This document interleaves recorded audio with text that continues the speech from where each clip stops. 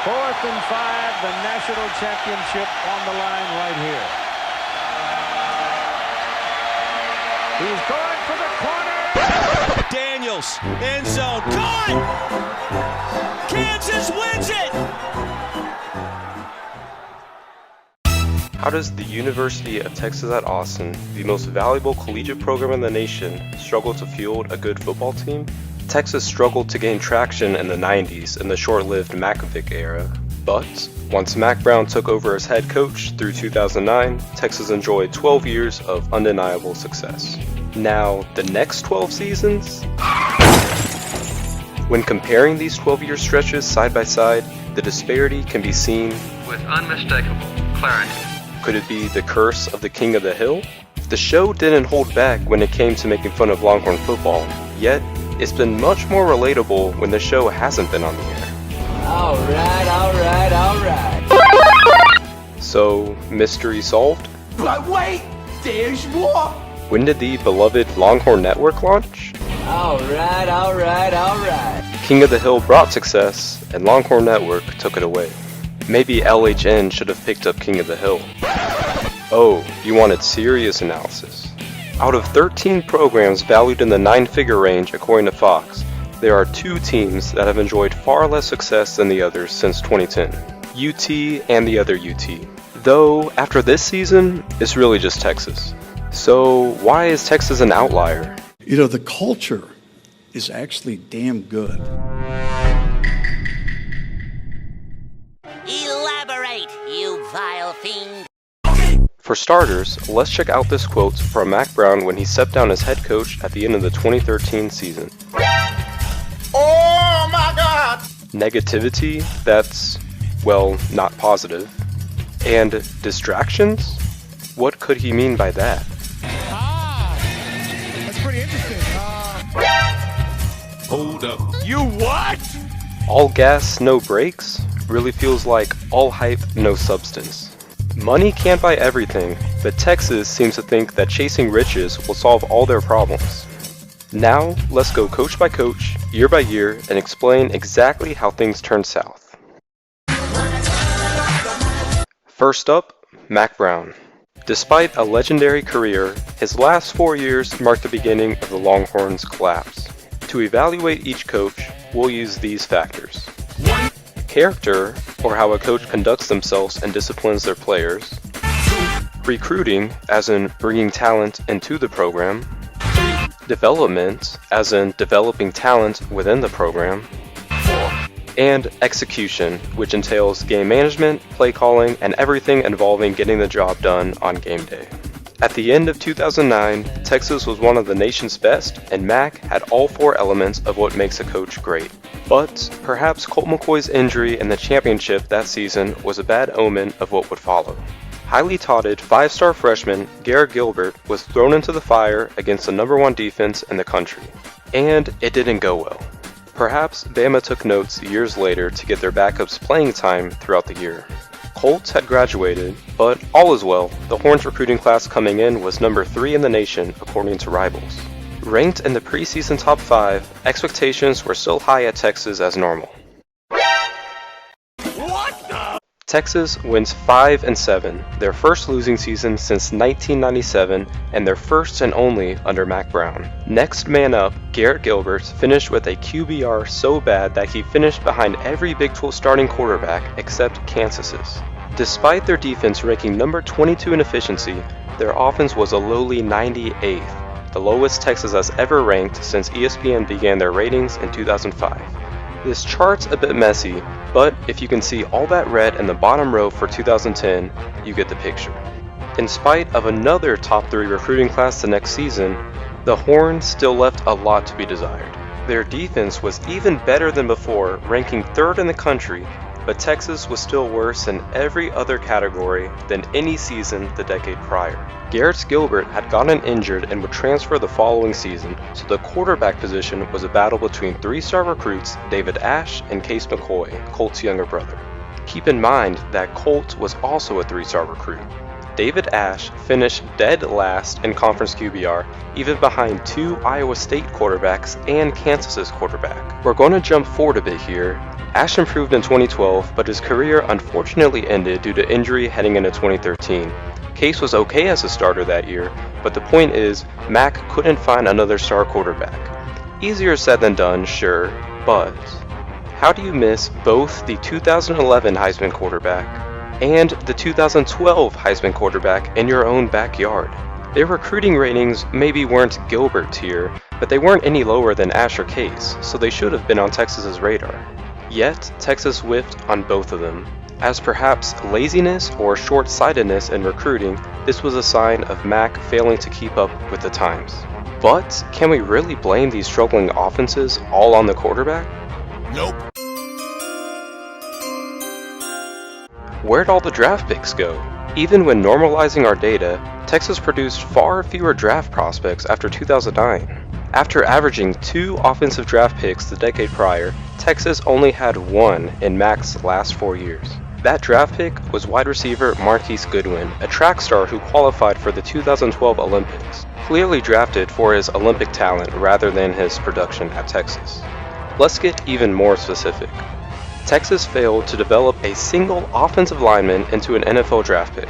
Now, this wasn't fixed after Mac left either. Remember this for later. A lack of player development, particularly on offense, and especially on the offensive line, held Texas back from recovering. Yet, Texas was still recruiting plenty of talent. And, surprisingly, in 2012, the offense actually skyrocketed in efficiency. Unfortunately, after 7 defensive draft picks from the previous 2 off-seasons, the defense became depleted and fell apart. Texas boasted its worst defensive efficiency since the metrics began, so this was no longer just on the offense. With cracks starting to form in all sorts of places, Texas's recruiting finally fell off the tracks. The Longhorns had their lowest ranked class in Rivals history. Mack Brown was officially running out of time. Mack had one last run in 2013, but Case McCoy finished in the bottom half of conference QBR. Texas once again failed to get double-digit wins, and for the first time since 1938, not a single UT player was taken in the NFL draft. Mack's time at Texas was up. Finish him. Worse, while Texas was collapsing, other in-state schools were on the rise, including Texas A&M, Baylor, TCU, and later, Houston, SMU, and even UTSA.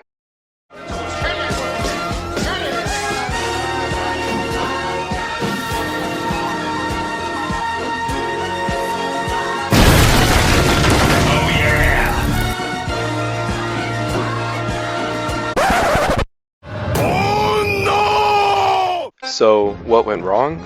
Well, for starters, the recruiting picked up a little in the home stretch, but it was never quite the caliber it should have been. Worse, he didn't develop players into NFL prospects. After his first season with guys Mack brought in, he only produced a 4th round and a 3rd round pick in the following seasons. Player development just didn't happen. Strong also failed to meet the oddsmakers' expectations each year, even though the bar was quite low in his last 2 seasons. And I'm sure Texas fans remember these 2 atrociously managed games back in 2015. Charlie Strong couldn't win close games. 3 out of every 4 games decided by 5 or fewer points, the Longhorns came up short. Oh, and Kansas won its only game versus an FBS opponent between 2015 and 2017 against Texas near the end of the 2016 season. Strong's last year, for obvious reasons. When talking about execution, Charlie Strong just could not get his team to get the job done on the field.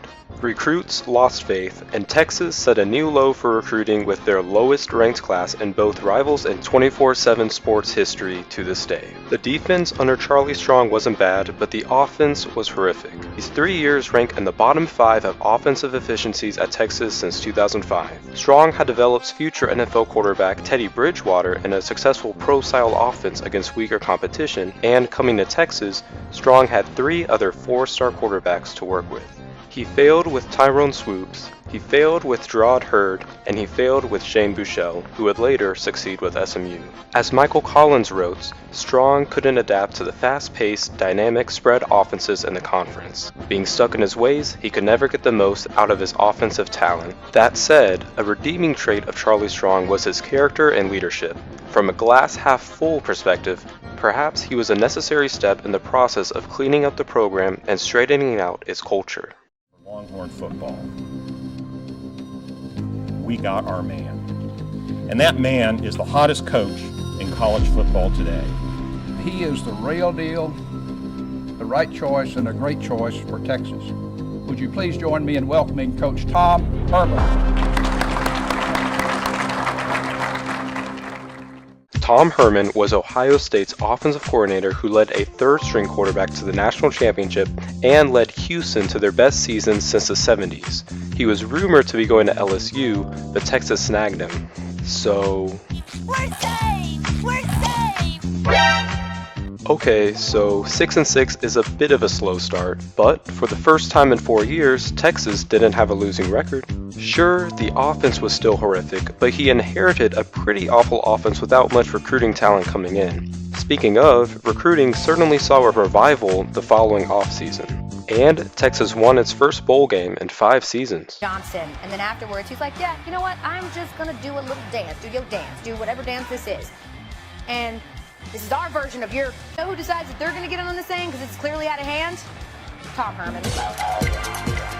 Yeah, look at Tom. I don't know what that is, but he's doing the mocking thing too. Texas wins this one. A bit immature, especially for someone who got swept by Maryland. Ignoring the Maryland loss though, the 2018 season was actually a bit of a success. Sure, Texas might have played down to their opponents, struggling to blow out teams they should have, but they also played up to everyone they faced, even the likes of Oklahoma and Georgia. The Horns might have lost 4 games, but thanks to a Sugar Bowl win, the Longhorns achieved 10 wins for the first and only time since 2009. Longhorn Nation, we're back! We're safe! We're safe! Building off 2018, Texas wins 8-5? What happened? A great question considering Texas was projected to be a top 10 team, yet they massively underachieved. Looking at offensive efficiency and quarterback rating, both metrics actually went up a bit. Defense and special teams regressed though. Herman will let go of his longtime assistant, defensive coordinator Todd Orlando, in hopes the defense would improve. Then came the pandemic. It was a weird year for sure, but ultimately expectations for Texas were still high and the Horns still fell short. To be fair, Texas wasn't too far off. It was a shortened season, and when comparing his tenure to Strong's or even the last 4 years of Mack's, Herman's teams won more. Texas's overall efficiency got better and better, but one thing to note is that the offense stagnated under Herman. Quarterback Sam Ehlinger never got over the hump and developed as an upperclassman like Vince Young and Colt McCoy did. Following an Alamo Bowl win, which meant Tom Herman won a bowl game in each of his 4 seasons as head coach, the longest bowl win streak for the Horns since 2008, Tom Herman was fired. But why? First off, recruiting was taking a toll. Texas was better, but still not as good as they should have been. After failing to return to the New Year's Six after the Sugar Bowl in 2018, recruiting was getting worse and worse. There were also rumors that he picked favorites. And let's just say that he didn't quite carry himself as maturely as you would expect a leader to. Big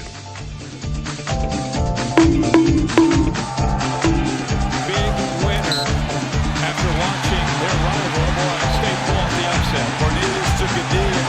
Brendan Hager came flying in. I'll tell you what, Herman is...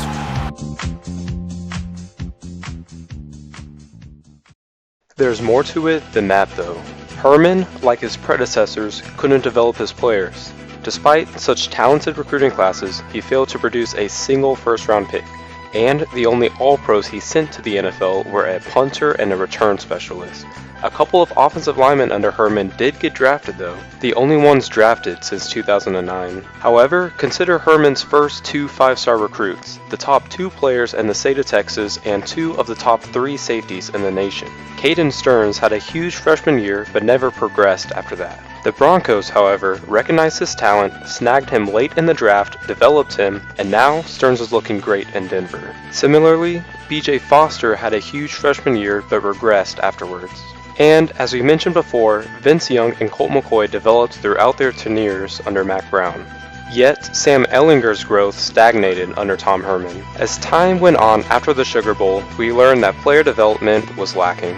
On another note, Herman squads had a knack for playing down to their opponents. In 2018, Texas had 9 games decided by 7 points or fewer, and only 2 of those opponents were ranked. In 2020, Texas had 6 games decided in overtime or by 4 points or fewer, and only 2 of those opponents were ranked. They performed alright in close games, but you're only going to win so many of them, which held Texas back from winning enough to capture the Big 12 title or contend for the playoff. Well, Tom Herman, your time is up. Now, let's Get ready to fight on, baby. Let's go! No, no, no, no.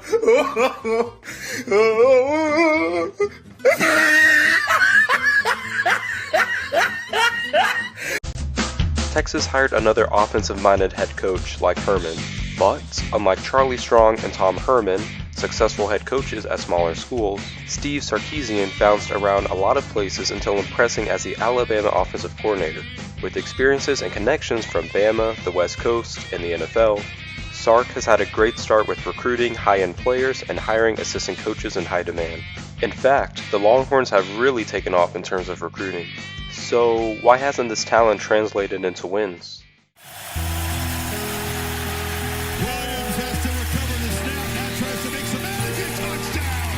Williams has plenty of time. Steps up. Watches downfield for Mims. Diving catch. Fires. Caught.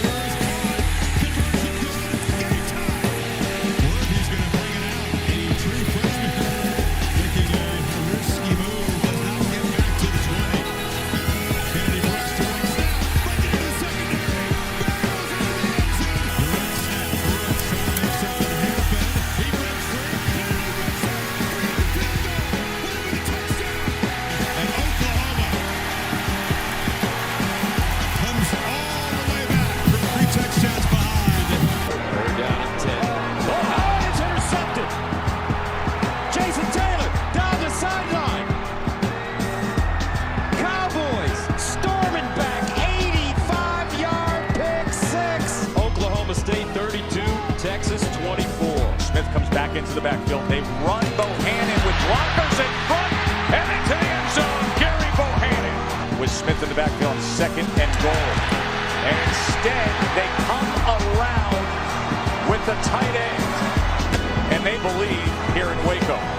Handoff straight ahead, touchdown, Thompson. There's Price flooding that short side of the field. Caught, touchdown. First play of overtime, and there's one of those studs. And Texas Tech has defended Bijan Robinson pretty well. Now, did the ball came out? Ball came out. It did, and Texas Tech has it. High snap, kick up, kick, good. And the Red Raiders celebration can begin. It's 2008 all over again. First and goal from the 2. It's going to be Richardson looking for his 3rd touchdown. He's in. Sanders to throw. Looking over the middle end zone. Touchdown on the season. That was today. Sanders has a completion and a first down. And broken tackle by Bryson Green. And he's going to go to the end zone. Touchdown. Oklahoma State takes the lead. Ewers from the pocket. Throws a lob downfield. And it's picked off at the 42-yard line. Now the clock starts again. Ewers back to throw. Over the middle again. And it's incomplete. And it's picked off in the redirection. Daniels with the interception off the hands of Sanders. Into the awaiting arms for Daniels to seal the deal for Oklahoma State. It's almost unfathomable how bad late game execution and second half game management and play calling have been, but it's been that bad. The offense stalls out and stops scoring. Worse, the defense keeps getting thrown back onto the field, and suddenly the speed and aggression they boast in the first half starts to vanish in the second half due to fatigue. Don't believe me? Let's take a look at some stats in conference play in 2021. We're going to exclude Kansas since they're a bit of a wild card considering their only FBS win that season was against us. Texas played a lot better in the first half of games, and what's especially noticeable is that the Horns failed to score even half as many points in the second half as they did in the first. In 2022, it wasn't much different. Texas almost failed to score half as many points in the second half as in the first again, but a defensive touchdown against TCU got them just over the halfway mark. Great success. A key difference between 2021 and 2022, though, was the defense. Throughout the season and throughout each individual game, the Longhorns performed much better defensively, which is surprising considering the defense was thought to be a bigger concern heading into the season. Not sure which former Purple coach to give credit to. Defensive coordinator Coach K might have just needed another year in Austin, but I have a feeling the expertise of Gary Patterson has a lot to do with the jump. With better units likely on the way, the future of the Longhorns defense looks bright. As for the offense, blips were certainly expected given the youth at quarterback and offensive line, but something concerning arose. Quarterback play as well as offensive line play actually seemed to regress throughout the season. It's a bit difficult to get a lot of data on the offensive line, but the only game that Texas allowed more than 5 sacks was the final game of the season against Baylor, and the only game that Texas' offensive line was penalized more than 3 times were that Baylor game and the Oklahoma State game, which was also late into the season. And of course, sacks and holding calls aren't necessarily always on the offensive line.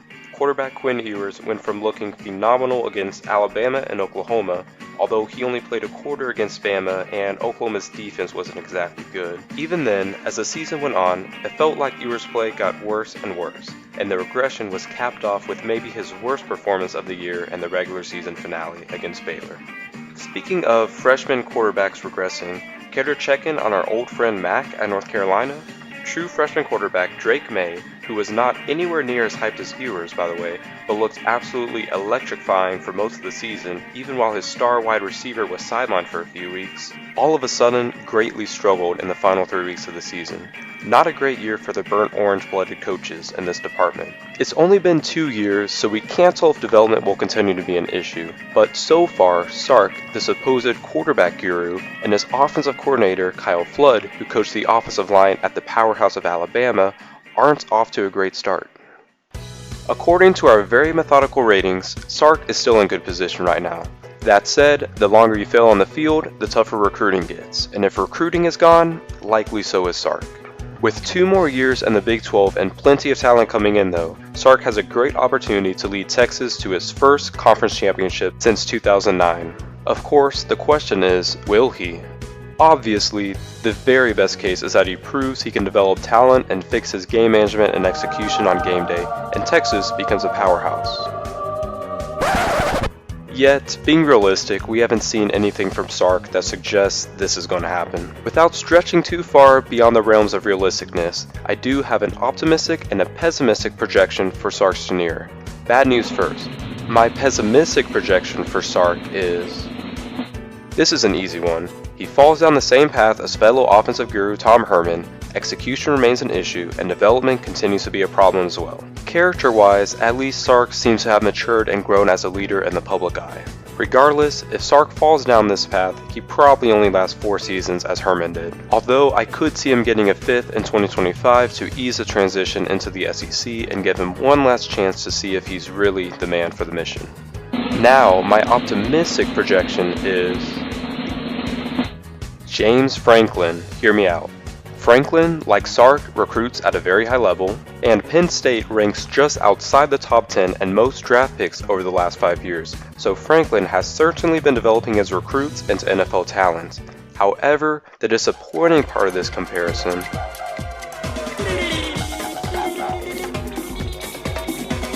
What the?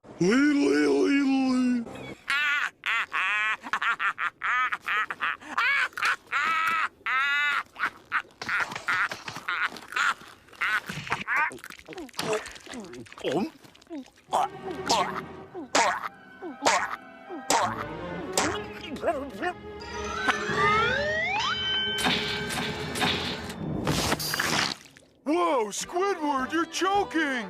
If you are curious about James Franklin's trajectory, it's more in line with Mike Gundy and Kyle Whittingham, which means Penn State is more in the realm of Oklahoma State and Utah rather than Ohio State and Michigan.